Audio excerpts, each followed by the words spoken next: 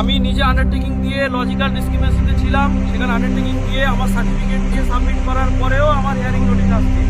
আমার মাধ্যমিক admit marksheet, উচ্চ মাধ্যমিক, বিএসসি, এমএসসি সব কিছু সার্টিফিকেট আছে, ওবিসি সব কিছু, তবুও আমার হিয়ারিং নোটিশ কেন আসবে?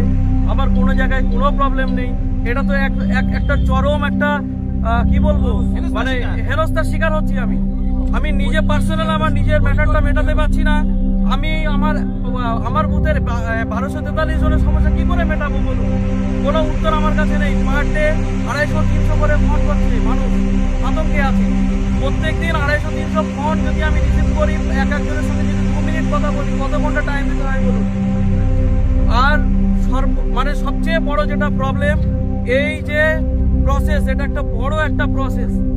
এই প্রজেক্টটা কতদিনে শেষ হবে নির্দিষ্ট কোনো গাইডলাইন নেই।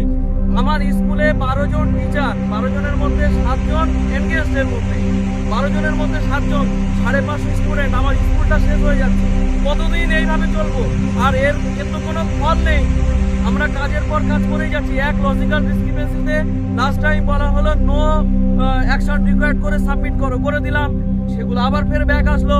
তার মধ্যে কিছু রাতারাতি ভ্যানিশ হয়ে গেল। বাকি যেগুলো ছিল সেগুলো বিএলও আন্ডারটেকিং দিয়ে তাদের ডকুমেন্ট দিয়ে সাবমিট করার পরেও তাদের আবার ফের হিয়ারিং নোটিশ আসছে। আমি আমার নিজের হিয়ারিং নোটিশ এসেছি কেন? ইসিআইয়ের কাছে উত্তর আছে, কোনো উত্তর নেই।